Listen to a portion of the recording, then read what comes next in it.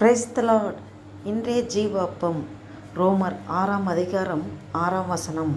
நாம் இனி பாவத்துக்கு ஊழியம் செய்யாதபடிக்கு பாவ சரீரம் ஒளிந்து போகும் பொருட்டாக நம்முடைய பழைய மனுஷன் அவரோட கூட சிலுவையில் அறையப்பட்டதென்று அறிந்திருக்கிறோம். அல்லேலூயா. பாருங்க, பாவிகளாய் நாம் ஆண்டவர் அறியாமல் பாவிகளாய் இருக்கும்போது பாவத்திற்கு ஊழியம் செய்யாதபடிக்கு பாவ சரீரம் ஒளிந்து போகும் பொருட்டாக நம்முடைய பழைய மனுஷன் அவருடைய கூட சிலுவையில் அறையப்பட்டதென்று அறிந்திருக்கிறோம்.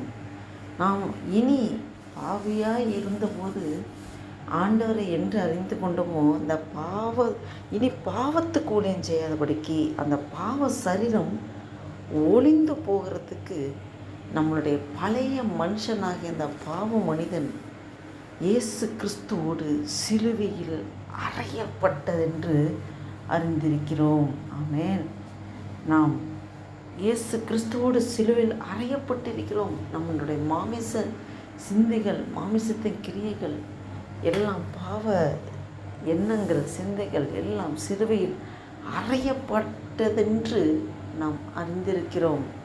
இதை கேட்டுக்கொண்டிருக்க அன்பு தேவ பிள்ளைகளே, நாமும் இந்த சிந்தையோடு நாம் அனுதினமும் பாவத்திற்கு விலகி ஆண்டவர் இயேசு கிறிஸ்து அவர் பரிசுத்தராக இருப்பது போல நம்மளை பரிசுத்தக்கென்று அழைத்திருக்கிறார். அவருடைய வழியில் நாம் அனுதினம் நடக்க ஒப்பு கொடுப்போமா? அர்ப்பணிப்போம். அன்பும் இறக்கிற இந்த பரம தகப்பனே நன்றியோடு துதிக்கிறோம், ஸ்தோத்திரிக்கிறோம்.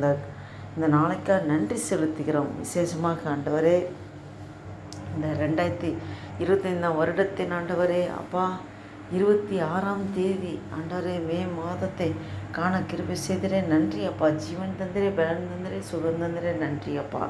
ஆண்டவரே, நாங்கள் அனுதினமும் சிலுவையில் அறையப்பட்டிருக்கிறோம் என்ற உணர்வோடு ஆண்டவரே பாவத்துக்கு விலகி நீதி செய்யும்படியாக ஆண்டவரே நடக்க அப்பா, ஆவியானவரே எங்கள் ஒவ்வொரு நீங்கள் பலப்படுத்துங்க அப்பா. அந்த வீடியோவை கேட்டுக்கொண்டிருக்க, பார்த்து கொண்டிருக்க ஒவ்வொருவரையும் நீங்கள் ஆசீர்வதிங்க, பலப்படுத்துங்க, பாதுகாத்துக்கொள்ளுங்க.